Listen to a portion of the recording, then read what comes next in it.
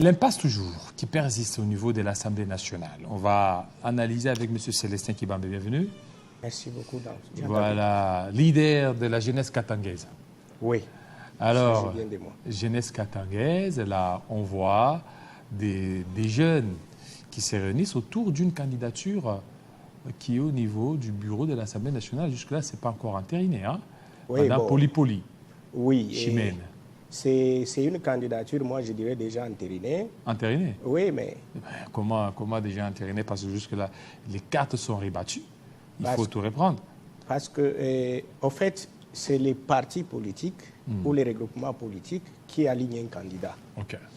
J'ai eu le privilège de rencontrer l'honorable Kassanji qui venait de sortir et qui était candidat aussi du même regroupement politique.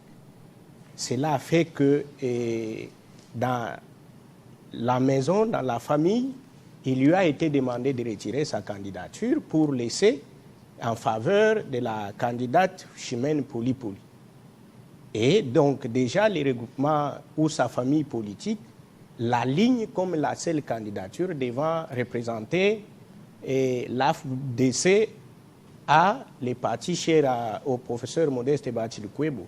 Ce qui laisse croire jusqu'ici que c'est une candidature déjà maintenue. Parce que vous allez les comprendre avec moi que lorsque le chef de l'État a convoqué les députés à l'OIA, il a parlé d'un critérium.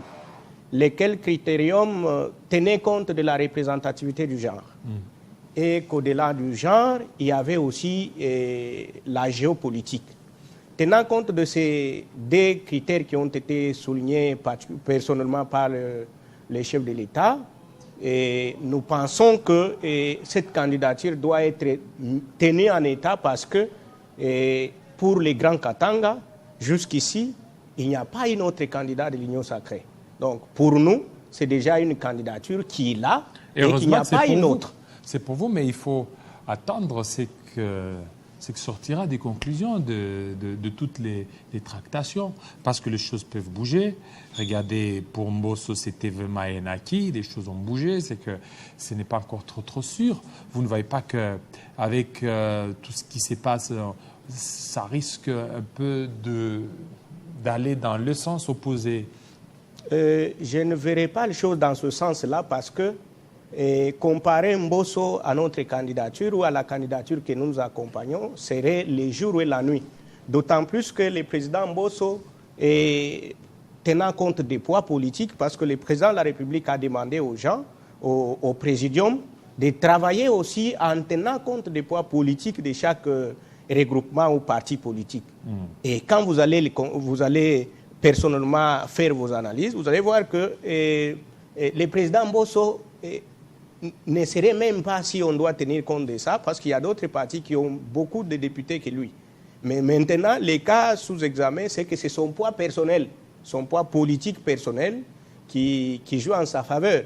Mais ici, nous avons une candidate compétente et qui a de l'expérience, qui a un profil qui joue en sa faveur. Qu'est-ce qui pourra militer pour qu'elle soit désignée comme questeur au niveau de ce bureau?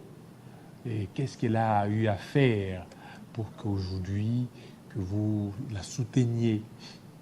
Merci. Ce qui pourra militer en sa faveur pour qu'elle soit maintenue et qu'elle soit massivement élue par les élus légitimes du peuple au bureau de la Chambre basse de notre Parlement, c'est que d'abord, j'ai parlé ici du genre, le genre parce que le président de la République a demandé que l'on tienne compte du genre de la représentativité. Elle est du Grand Katanga et n'a pas de concurrent. Au-delà de ça, voici maintenant ce qu'elle, en tant qu'ancienne gouverneure, parce que vous savez, dans la gestion de province, il y a cette répartition des tâches où aujourd'hui, en des termes si clairs, on peut dire les pouvoirs et d'attribution. Donc, les gouverneurs ont ses attributions, les vice-gouverneurs aussi les siennes, ce qui fait qu'elle, en tant qu'ancienne vice-gouverneure de la province du Haut-Lomami, c'est qu'elle gérait déjà les finances. Parce que les finances, en province, reviennent dans les attributions du vice-gouverneur. Et elle a déjà été une fois vice-gouverneur de la province du Haut-Lomami. Et là, elle a géré d'une manière orthodoxe les finances publiques. Oui, c'est pas pareil, c'est pas le même scénario, c'est pas photo. Vous pouvez être au niveau de la province, mais au niveau national, c'est différent. J'étais en train d'y arriver parce que j'ai voulu commencer par le bas. Parce que souvent, il y a des échelons à galoper avant d'atteindre aussi un certain niveau. J'ai commencé par la province parce que déjà en province, elle a travaillé dans les finances publiques, elle a de l'expérience et ça joue en sa faveur. Mais aujourd'hui, elle a quitté la Banque centrale du Congo, elle a renoncé à la Banque centrale du Congo où elle était administratrice. La Banque centrale. À la Banque centrale, à la BCC, pour représenter la population qui lui a donné mandat. Donc, elle a de l'expérience en matière de finances publiques et à la questure, donc je suppose qu'elle sera mieux, c'est une candidature mieux indiquée pour permettre à ce qu'elle gère, elle contribue à la gestion de notre chambre basse du Parlement. Et il n'y a pas que ça. Il n'y a pas que ça, M. Jean-David. Vous allez vous rendre compte avec nous que si elle était n'importe quel type de candidate, elle ne serait pas accompagnée par tous les députés du Grand Katanga. Vous avez vu, les députés du Grand Katanga se sont hâtés, se sont mobilisés, ils mouillent les maillots, ils sont unanimes sur sa candidature, parce que si elle n'était pas compétente, notez, il y aurait les autres ambitions qui pouvaient naître. Parce que lorsqu'on estime que la personne en face de nous, il n'a pas les mêmes atouts, la personne n'a pas les mêmes qualités, les mêmes compétences, alors on peut s'organiser de manière à ce que l'on puisse combattre cette candidature. Mais vous avez vu, aujourd'hui, j'ai suivi Télé 50 autour de 13 heures. J'ai vu dans les journaux, il y a dans l'élément du président Franck Kabound à Kabound, et avec le jeune, ils ont fait une déclaration. Mais après ça, j'ai aussi vu que les députés nationaux, à l'unanimité, les caucus des députés du Grand Katanga sont allés faire, donc, demander à ce que sa candidature soit maintenue par d'abord son autorité morale, parce que, vous savez, en matière de politique, il y a la famille politique d'abord qui doit vous accepter, et cette famille politique vous propose. Et c'est ce qu'il y a eu, la famille politique ou sa famille politique qui est l'AFDC, l'a présentée comme la candidate de sa famille politique. Et il était arrivé, c'était maintenant les tours, après que le président de la République ait demandé d'une manière ou d'une autre d'aménager les tickets, et les députés nationaux du Grand Katanga se sont mobilisés pour aller déclarer indéfectiblement leur soutien à cette candidature-là. Donc, moi, je pense qu'il faut aussi jouer en faveur de la jeunesse. Si vous voyez son âge, elle n'a que 38 ans. 38 ans. Donc, c'est une jeune. Or, en 2021, en 2021, le 12 août, nous avons été dans la délégation des jeunes de toute la République reçue par les chefs de l'État, qui avait souligné que dans des institutions, dans les prises de décision, il fallait faire la promotion de la jeunesse. Et ça, c'est une occasion qu'on nous offre, nous, en tant que jeunes. Alors, nous devons mouiller nos maillots, faire de sorte que tous les députés, d'une manière générale, et les jeunes en particulier, s'approprient cette candidature, faire de manière à ce que l'on travaille pour la promotion de la jeunesse.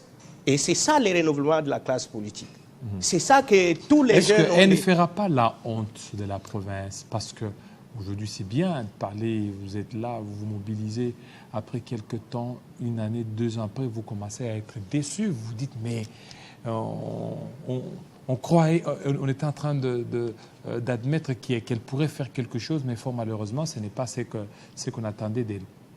Vous savez, on doit réfléchir en scientifique par moment, parce que elle ne va pas gérer... N'oublie pas que le pouvoir enivre. Hein? C'est ça. Je ne suis pas là-bas déjà. Je voulais ici souligner que la gestion dans une démocratie, c'est une gestion collégiale. À moins qu'elle soit influencée, bien sûr, elle arrive au bureau et trouve ses coéquipiers ou ses membres du bureau, parce que souvent, beaucoup de décisions vont être discutées. Vous voyez, au moins qu'elle soit influencée par les décisions de ses coéquipiers qui vont faire à ce qu'elle soit détournée de ce qu'elle essaie toujours à signer comme objectivité à atteindre. C'est une femme dynamique, qui travaille, qui a de l'expérience. Je crains que, et j'ai beaucoup de doutes, et même des doutes méthodiques, pour dire qu'elle puisse décevoir la jeunesse de la République démocratique du Congo, et puis les élus légitimes du peuple qui vont lui accorder leur cutis, et aussi de manière particulière les députés du Grand Katanga, parce qu'ils vont sûrement être déçus. Je ne pense pas qu'elle pourra arriver là. Cette hypothèse doit carrément être mise de côté parce qu'elle pourra répondre à ces attentes. Je connais de quoi je parle. Alors pour vous, qu'est-ce qui a fait à ce que Bahati Lukwebo ou tout le regroupement puisse pointer sur elle, quand on sait que déjà Bahati avait son fils qui était là, oui. Serge Bahati, mais compte tenu de certaines pressions politiques, de certains contextes politiques, c'est Poli Chimène, tout d'un coup. Et beaucoup de gens s'est posé beaucoup plus de questions. D'où est venu ce nom? Qu'est-ce qui a milité? Qu'est-ce qui a fait qu'on porte le choix sur elle? Je vais vous dire qu'en politique, il y a ce que l'on appelle l'éthique politique. L'éthique? L'éthique politique, ça joue en faveur de beaucoup de gens. Et il faut avoir, quand vous êtes dans un parti politique, il faut avoir l'éthique politique. Il faut travailler de manière à ce que vous soyez loyal vis-à-vis de votre autorité, vis-à-vis des objectifs que les partis ou la famille politique s'assignent. C'est un peu ça. Parce que quand vous prenez Mme Chimène, elle est dans l'AFDC il y a des années. Et je vais vous dire, lorsqu'il y a eu les problèmes de dissolution, au début, la FCC cache et tout ça, il y avait des dissidences au sein de cette famille politique. Et je vais vous dire que sa consoeur, je peux l'appeler sa sœur parce qu'elles étaient presque des mêmes territoires. Et c'est elle qui était à la tête de cette dissidence-là. Elle avait dit non, malgré les sangs. Sa consoeur, c'est qui? C'était l'honorable Madame Néné Nkoulou. Vous voyez, elles sont des mêmes territoires. Et elle dit, bon, bien que vous soyez de mon territoire, de ma famille et tout, moi je pense que l'éthique nous oblige qu'on respecte les textes. Le respect des textes, c'est que qui a créé les partis, qui en est les responsables, et ça, on reste dans cette optique-là. Elle est restée dans ça. Donc, moi, aujourd'hui, je trouve que c'est les fruits des endurances, de sa perspicacité. Est-ce que le sang des rébellions ne peut pas couler, ne peut pas crier comme ça s'est fait chez Néné? Non. Parce que déjà en état... Pour aussi dribbler les vieux Bahati. Mais pour avoir déjà été directrice de la BCC, c'est plutôt pas directrice, administratrice. Donc, vous comprenez qu'elle a été une grande autorité dans ces pays et elle n'a pas osé une fois aller outre, passer outre. Elle est restée disciplinée. Elle a travaillé de manière à ce qu'elle reste là et qu'elle demeure dans le parti. Maintenant, les pressions là ont seulement aidé, concouru, parce qu'elle avait déjà eu les cutus de son autorité morale de déposer. Vous savez, les professeurs Bahati Lukwebo, même quand une fois je voyais la vidéo de l'honorable futur président de notre Assemblée nationale, Kamere, qui disait non, en matière de politique, il faut respecter les profs modestes Bahati. Déjà, vous comprenez qu'au début, les profs avaient 3 candidats. Parce que je vous ai dit tout à l'heure là que l'honorable qui venait de sortir, Ngoï Kassange Alphonse, était candidat aussi de l'AFDC avec mandat du parti. Elle également, et Serge Bahati. Ce qui a fait que, en tenant compte géopolitique et tout, finalement, le choix est tombé sur elle. Et aujourd'hui, c'est elle qui représente cette grande famille politique. Merci beaucoup, M. Célestin, pour cette défense des Chimènes Poli. Alors, Ferdinand Kitenge, tout de suite.